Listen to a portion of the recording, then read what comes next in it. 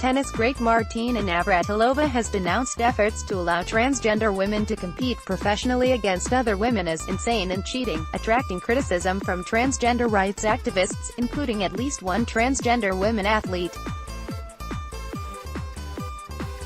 In an op-ed for the Sunday Times, Navratilova wrote that men who transition to being women would have a competitive advantage in most sports due to added the muscle and bone density they had developed since childhood.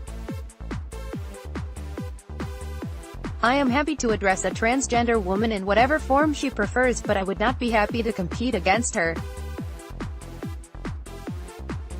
It would not be fair, said the legendary tennis star.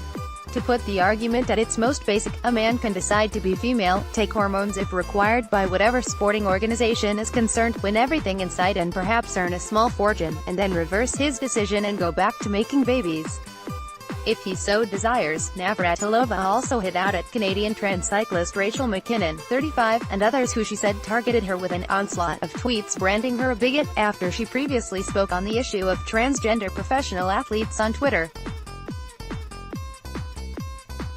McKinnon won the women's 35-44 sprint at the Track Cycling World Championships in 2018, just 6 years after transitioning.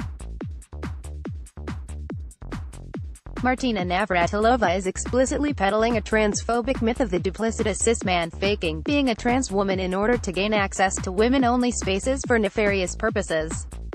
https://t.co/g=1p6jl, Dr. Rachel McKinnon, at Rachel McKinnon, February 17, 2019. This is, in her own words, with the time of forethought and authorship, Martina Navratilova's core argument against trans women athletes. It's a wild fantasy worry that is an irrational fear of something that doesn't happen. An irrational fear of trans people? Transphobia. pic.twitter.com/rax3ingitl, Dr. Rachel McKinnon, at Rachel McKinnon, February 17, 2019, at 6 feet tall and weighing more than 14 stone, she appeared to have a substantial advantage in muscle mass over her rivals, wrote Navratilova of McKinnon. She accused me of being transphobic, and demanded I delete my tweet and apologize. I also deplore what seems to be a growing tendency among transgender activists to denounce anyone who argues against them and to label them all as transphobes. That's just another form of tyranny. In her comments, the 18-time Grand Slam winner added that she had no problem when allowing people with intersex conditions to compete with women. In particular, she said, she wanted to lend her full support to South African gold medal-winning runner Caster Semenya, who has been repeatedly targeted with measures either banning her from competition or mandating hormone therapy by the International Association of Athletics Foundations. Semenya and many others have been subject to vilification, ostracism and the awful human inclination to identify anyone who is different and start a witch hunt, she said.